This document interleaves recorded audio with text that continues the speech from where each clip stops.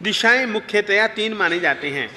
दिशाएं मुख्यतया तीन माने जाते हैं, ऊर्ध्व दिशा, अधो दिशा और तिर्यक दिशा। तिर्यक दिशा के 8 भेद हैं। जिधर सूर्य का उदय होता है वह पूर्व दिशा है, जिधर सूर्य का अस्त होता है वह पश्चिम दिशा है। सूर्योदय की तरफ मुंह करके खड़े हुए पुरुष के सम्मुख पूर्व दिशा है, उसके पीठ पीछे की दिशा पश्चिम दिशा है, और उस पुरुष के दाहिने हाथ की दिशा दक्षिण और बाएं हाथ की तरफ उत्तर। पूर्व और दक्षिण के बीच का अग्निकोण, दक्षिण और पश्चिम के बीच नैऋत्य कोण, और पश्चिम और उत्तर दिशा के बीच की वायव्य कोण, और उत्तर और पूर्व दिशा के बीच ईशान कोण कहलाती है। सिर की ओर अर्थात ऊपर की ओर दिशा ऊर्ध्व दिशा और पैर के नीचे की दिशा अधो दिशा कहलाती है। इन 10 दिशाओं के गुण निष्पन्न नाम ये हैं।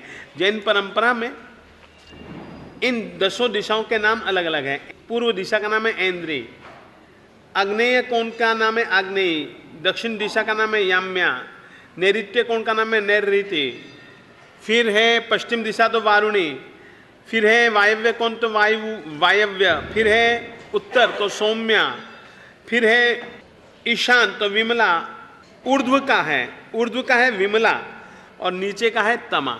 ईशान कौन? ईशान। दिशा परिमाण व्रत स्वीकार कर लेने के लिए श्रावक को किसी एक स्थान को केंद्र बनाकर उस स्थान से प्रत्येक दिशा के लिए स्वेच्छा से मर्यादा निश्चित करनी चाहिए। यदि आप ऐसा नहीं सोच सकते कि मैं राजस्थान से, आप जिस जगह रहते हैं वहीं से ही आप लोग निश्चित कर लीजिएगा कि पूना से ही मैं अपनी 10 दिशाओं में जाने के लिए ये मर्यादा बांधता हूँ। तो दिशा परिमाण व्रत स्वीकार करने के लिए श्रावक को किसी एक स्थान को केंद्र बनाकर उस स्थान से प्रत्येक दिशा के लिए स्वेच्छा से मर्यादा निश्चित करनी चाहिए। दिशा परिमाण व्रत सुरक्षा के लिए लक्ष्मण रेखा है। सीता जी के कहने से लक्ष्मण को जाना पड़ा, परंतु लक्ष्मण ने एक रेखा खींची थी जिसका अतिक्रमण किया तो सीता जी का अपहरण हुआ। व्रतों की सुरक्षा के लिए यह जो दिशा परिमाण व्रत है लक्ष्मण रेखा के समान है। इसके बाहर के कोई भी पाप कर्म अंदर नहीं आ सकता है। यदि आप खंडित कर देंगे तो दरवाजा खुल ही जाता है, फिर तो अपने पाप का द्वार खुल गया। पूर्व, पश्चिम, उत्तर, दक्षिण, ऊर्ध्व और अधो इन 6 दिशाओं की मर्यादा करना एवं नियमित दिशा से आगे आश्रव सेवन का त्याग करना, अर्थात अपनी त्याग वृत्ति के अनुसार पूर्व व पश्चिम आदि सभी दिशाओं का परिमाण निश्चित करके उस सीमा के बाहर सब प्रकार के अधर्म कार्यों से निवृत्त होना दिग्विरति व्रत कहलाता है। ऊर्ध्व दिशा की मर्यादा आप लोग इस तरीके से कर सकते हैं।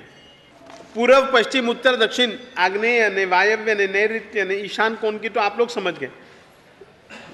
ऊर्ध्व दिशा की मर्यादा आप इस प्रकार से की जा सकती है। मैं अमुक केंद्र स्थान से वृक्ष, पहाड़, घर या महल पर अथवा हवाई जहाज से या अन्य किसी भी तरह से ऊपर की ओर इतने किलोमीटर या इतने मीटर से ज़्यादा ऊंचा मैं नहीं जाऊंगा। इसी तरह अधो दिशा की मर्यादा मैं अमुक स्थान से नीचे की ओर जल में, थल में, खान, भूमि, घर आदि में इतनी दूरी से अधिक नीचे मैं नहीं जाऊंगा। तो ये अधो दिशा का भी आप लोग परिमाण कर सकते हैं। बैठ गया अच्छे ढंग से? पूर्व, पश्चिम, उत्तर, दक्षिण, ईशान, नैऋत्य, आग्नेय, वायव्य में आप लोग अपने हिसाब से मर्यादा किसी भी एक स्थान से बांध सकते हैं। ऊपर और नीचे के लिए भी हमने बता दिया। अपनी सुविधा, रुचि, शक्ति, परिस्थिति एवं आवश्यकता का विचार करके ही इसकी मर्यादा करनी चाहिए, क्योंकि यह संकल्प जिंदगी भर के लिए किया जाता है। एक दिन या कम समय के लिए की गई गमनागमन की मर्यादा की गणना देशावकाशिक व्रत में होती है। देशावकाशिक व्रत में ही होती है। बहुत जन हमसे मंदिर जी जाते हैं या प्रतिक्रमण के बाद देशावकाशम का पचखान लेते हैं। देशावकाशम भोगम परिभोगम पचखाई नथनाभोगम ससगण हम अपन लोग देते भी हैं। तो वह जो मर्यादा है वो देशावकाशिक में है। दिशा परिमाण व्रत के 5 अतिचार। ऊर्ध्व दिशा परिमाणातिक्रम। ऊर्ध्व अर्थात ऊंची दिशा के अर्थात परिमाण अर्थात वृक्ष, पर्वत आदि पर चढ़ने की ऊंचाई के स्वीकृत प्रमाण का लोभ आदि के कारण भंग करना, वह ऊर्ध्व दिशा परिमाणातिक्रम है। ऐसे अधो दिशा, अध यानी कि नीचे की दिशा का परिमाण मोहवश अतिक्रमण करना अधो दिशा परिमाणातिक्रम है।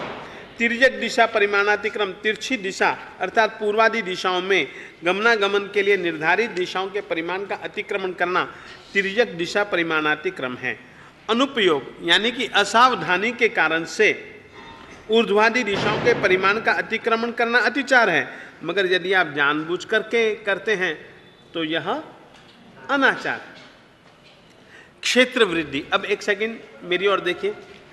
आपने निश्चित किया कि पूर्व में मैं 50 योजन छूट रखता हूं, यानी कि मान लो 5000 किलोमीटर की आपने छूट रखी, दक्षिण में भी आपने 5000 किलोमीटर की छूट रखी, कुल कितनी हो गई मर्यादा?